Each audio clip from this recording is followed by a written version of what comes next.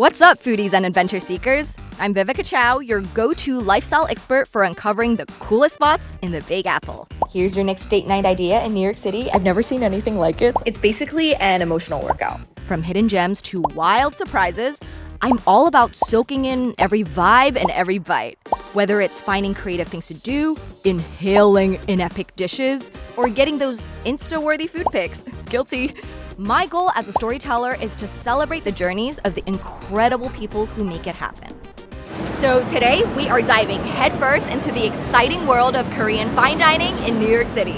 And let me tell you, it is a feast for the senses. Oh my god, I'm gonna inhale this. This is so good. I like the pickled. Oh, this flavor comes and the go next come, you know. Hold on to your taste buds, because the Korean fine dining scene in New York City is leveling up.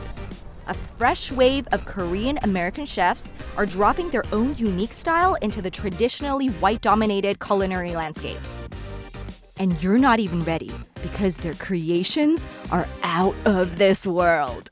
I also trained like a savory cook, like savory chefs. I can utilize both sides, like, technique, and there's no border for me to create a dish. No border, that's his personality. Buckle up and get ready to embark on a journey that's as delectable as it is delightful. We're about to jump into a world of flavors, stories, and experiences that will definitely leave you craving more. As an actor and performer who grew up in the vibrant streets of Hong Kong, I've spent the past 7.5 years immersing myself in the bustling energy of New York City. Along the way, I discovered how much I love storytelling on social media on top of the stage and screen. The impact of social media? Whew, I've seen it firsthand how it can change people's lives. I am always on the hunt for the latest and greatest this city has to offer, from stores that are gonna steal your heart to self-care gems to trendy pop-ups, and yes, even grocery stores that are just waiting to be explored. So, what's on the menu today? I am teaming up with writer Nadia Cho to chat about the fine dining scene with none other than Michelin-starred chef Jiho Kim. But first, I need to ask Nadia about her new cookbook on a key Korean ingredient, Jang. If you're not familiar, Jang is made from fermented soybeans and often used as seasoning. Right off the bat, let's just get into it. I know you are a food producer. How did you get into this really niche industry, and what do you love most about it? I got the job as a reporter for Korean TV. That's how I get into the media. And then I look at what is the best, most promising Korean culture in United States. I found the food. It's kind of decades ago, I started to promote Korean food in United States. At the time, only they know kimchi, but no one knows really interested in really Korean food. I start pitching the famous chef, let's go to Korea, and then I produce several shows like Perch and Know with Antonio Bourdain, and then I produce Netflix on Chef Table. I just keeps getting drawn to this cookbook right here. Yes, my baby. We need to talk about it. So this is your new cookbook that you just came out with? Yes. Can you tell us a little bit the story behind how the idea came into fruition and what Jang is? Jang is Korean fermented sauce. Every Asian other culture has. Jang is really kind of core essence, understand not just the flavor itself in culture-wise. We have a recipe. It's not just Korean dishes. You can apply gochujang to the barbecue, doenjang creme brulee. It's a kind of gochujang chocolate, the pasta, pizza, so it's pretty much if you have this genre in a pantry, so you can apply a lot different your own, cuisine. To introduce Korean food to American audience is more deeper knowledge about the culture, value. That's the Jang. I really love the idea that there's almost like a spirituality, emotion behind the word Jang. It's so beautiful. Like there's so much heart and so much soul, as it says right here, the soul of Korean cooking. We actually have a similar word in Chinese. I'm Chinese, I'm from Hong Kong. So in Cantonese it's Jang and Jang, and in Mandarin it's Jiang. Jiang. Yeah, so Very it's different. cool cool to see like the similarity between languages too here. Of course, the core of a Korean food in Jang, but it's kind of we want to show them how you apply your own thing, your own cuisine. It doesn't matter Italian, French, or Thai, even Chinese. So Jang itself, if you understand this Jang in the beginning chapter, you can apply all many different cuisine. I think that Jang become more global. So I want to really give them a lot of flexibility. Give them the little, your own space, you can play with it. The peak of the pandemic, I was so affected by the negative stigmas surrounding specifically Chinatown and, Asians in New York City that it motivated me to express myself through social media. Flex bowl of noodles that I think taste divine. So I started posting a lot of videos about, the restaurants and then kind of sharing the hearts of these small business owners. And I still struggle to this day with a lot of the stereotypes and stigmas that surround Asian food in general, like how it's smelly, it doesn't look aesthetically pleasing, sometimes it's just kind of like thrown together. And another one that I really struggle with is the association with mom and pop hole in the walls, where if it's a little bit run down, the association automatically is that it's dirty or that it's not hygienic. Like, do you resonate with that? Oh yeah, absolutely. Still, in Asian community is still the minor in the United States, to be honest. And then, even New York is kind of heaven compared to other states.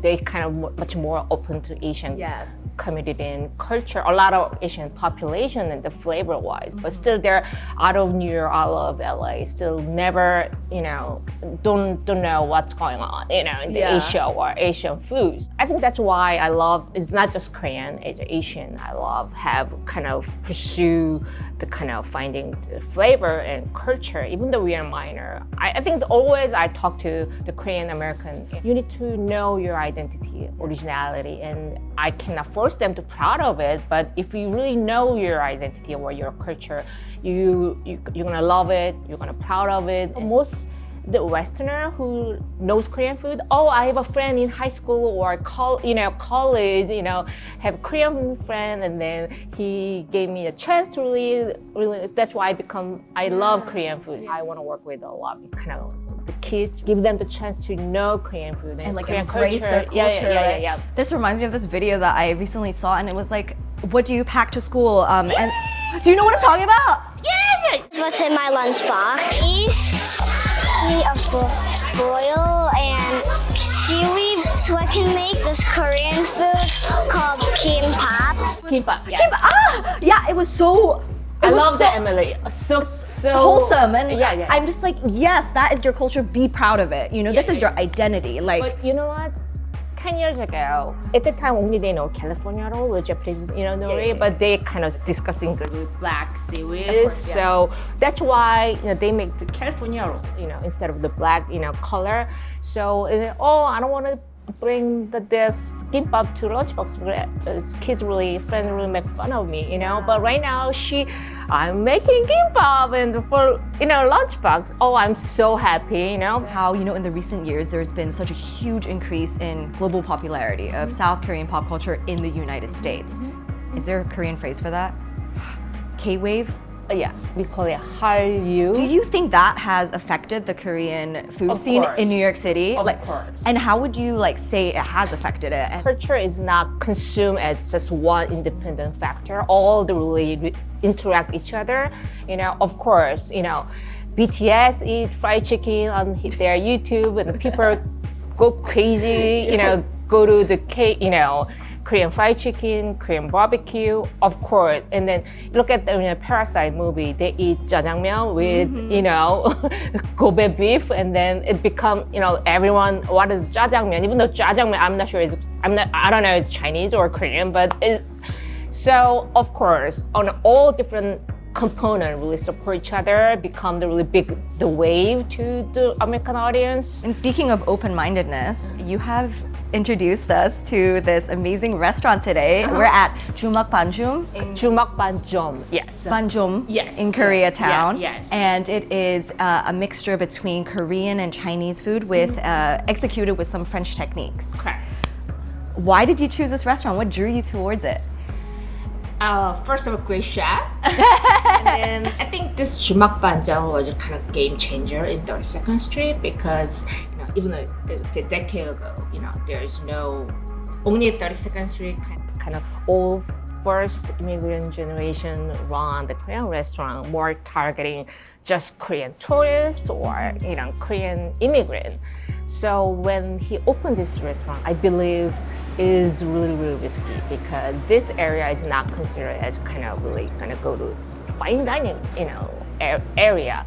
But when he opened this restaurant with his really, great background, he made the 32nd Street make more accessible and then kind of New Yorker, not Korean, we can come to this area and they totally change this street vibe. And then right now, look at a lot of, second generation and opening more cool, hip, trendy restaurant in 32nd Street. So I'm so proud of his courage because I know it was not easy for him to open this restaurant in this area. So that's why, even though you Chinese, so it's perfect here, Yeah, I'm so excited. So in Chinese culture, before we eat, it's very popular to kind of just yell, "식빵아," that basically translates to let's eat, right? Let's eat with happiness and celebration. Is there something similar in Korean culture? In Korean, the kids or, appreciate thank you for mommy to giving this food. So 잘 먹겠습니다 is kind of really thank you chef,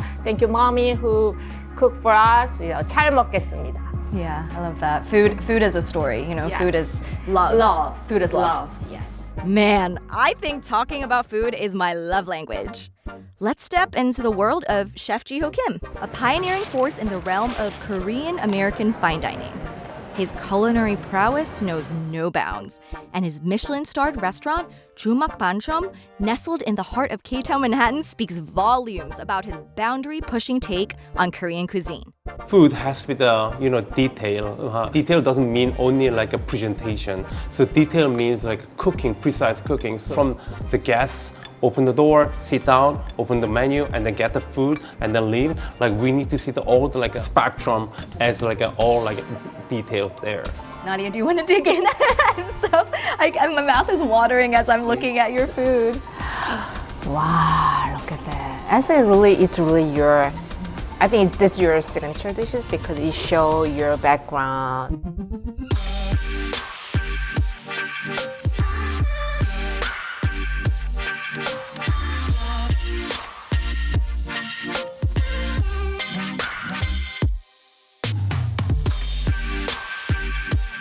The flavor ingredient, I think it's beautiful. Yeah, it's so beautiful. I'm like, oh, should I touch it? Please. Okay. With hand? You see, yeah.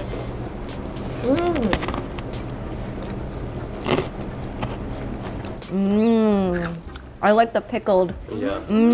So when I was a pastry chef at the Modern, I used to make a lot of tuiles, like fruit-based. So this is one of the techniques I'm using, and then this dried gochujang, yeah. Oh my God, I love it. What a brilliant idea, I loved how different everything is. Like, it has a very distinct character. It's, it's like, wow. But the name is banh mi is Vietnamese. Yeah. Very market culture, So the banh mi actually, there's a little story. This is not really like classic like a Vietnamese banh mi, but the bread actually, when I was a baker, I used to make the banh mi bread. So this bread actually is for the banh mi bread, like banh mi sandwich. But we made a little different version, twist a little bit. Like New York City has a lot of different cultures combined. Tail side, yes, yeah. Tail side.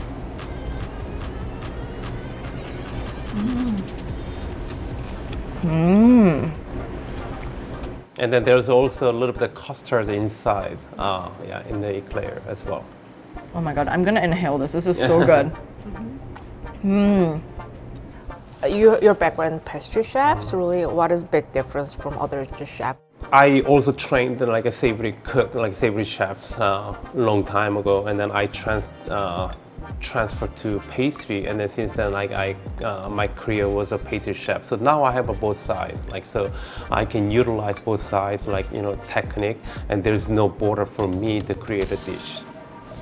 No border, that's his personality. Yeah, Nadia was saying that it's so important for I mean, the food is a reflection of like your heart, you know, like whatever you pour in, like in the kitchen and making it, like it shows up in your food. So, yeah, I actually find your journey really inspiring.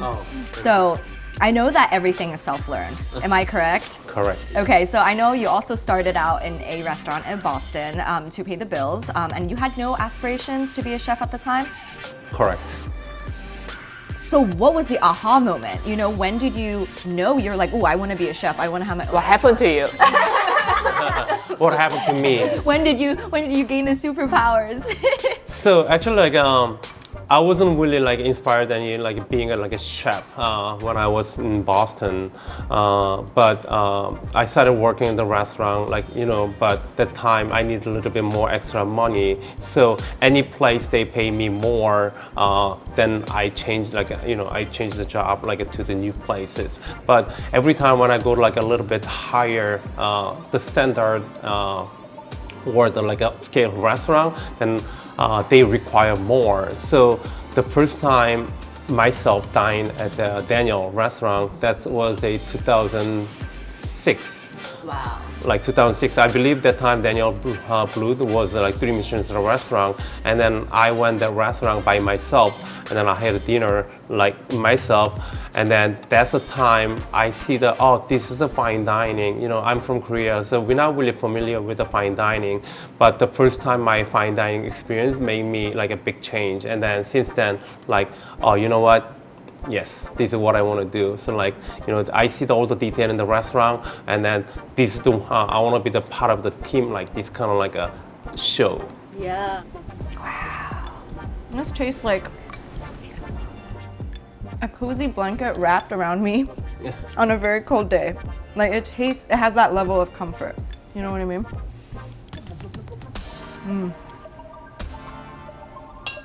I love how different everything is. Like it's like, oh, it's a bit unexpected. I just had this. It's a little bit sweeter, and then like now I'm like, oh, this is like hearty food. Yeah.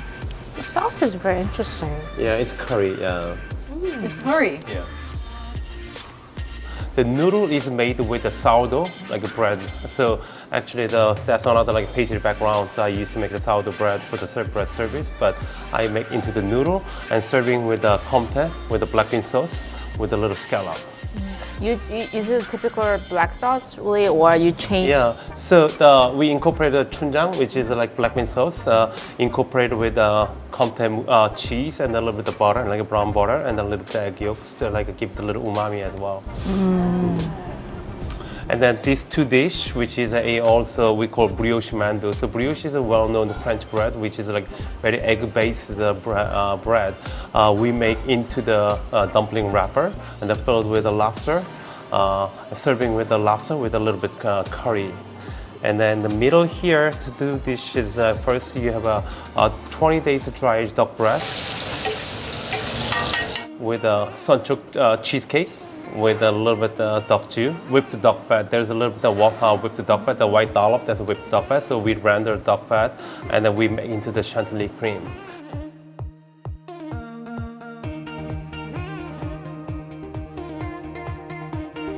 Scallop is from the ocean, so I want to highlight the scallop where it comes from. It's like the pebbles, like white pebbles, kind of represent like a scallop. Little like a rock, from the ocean, little pebbles from there, and then kind of like natural, like a dish plating. These pebbles actually made with dashi, like a little, like a bonito, like kombu, seasoned, and so you can taste the ocean.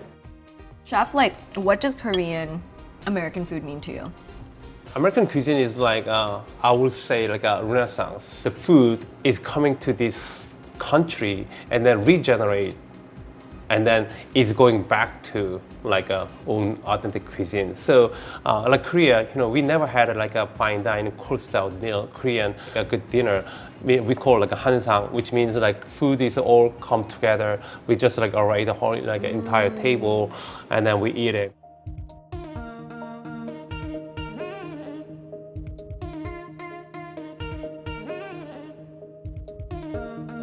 And 15 years ago, like some of the chefs, Korean chefs, they started doing the cold meal, which is like, it's different. Now, this culture back to Korea. So there's a lot of restaurants actually serve the Korean food, like a not hanjang, as a course meal, And also here, the America, there's such a lot of ingredient food, like everything you can get, and then that is make a good harmony. And then we never thought about this ingredient can be this kind of food. America is like a really melting pot, which is like open to the all different ideas, the different a culture. So American create a new generation of food and then bring back to the But creating food is an experience, so it's so beautiful. So like where everyone is inspired by something and to create their own version and to tell their own story. For someone who might not, be very comfortable with cooking, how would you advise them to start? Like, how did you kind of start? What did you look into? What resources do you have?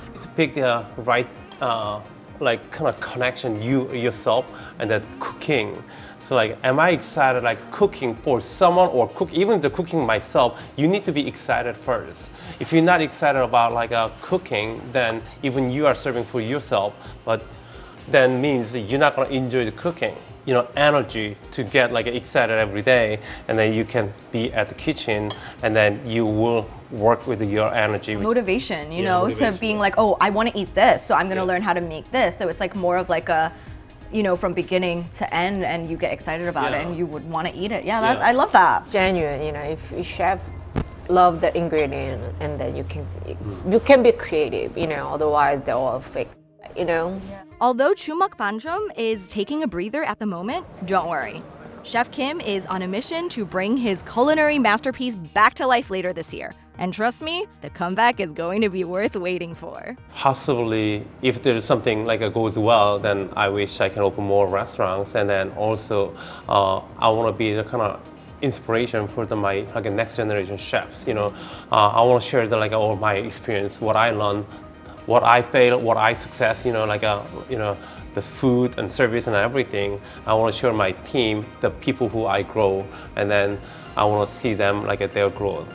Oh, I'm so full and happy. That meal is seriously like no other. Oh, make sure to check out DDOBAR as well. It's another brainchild of Chef Kim. And if you love this episode, make sure to stay tuned because we are just getting started. I am so excited to explore the city of dreams with you.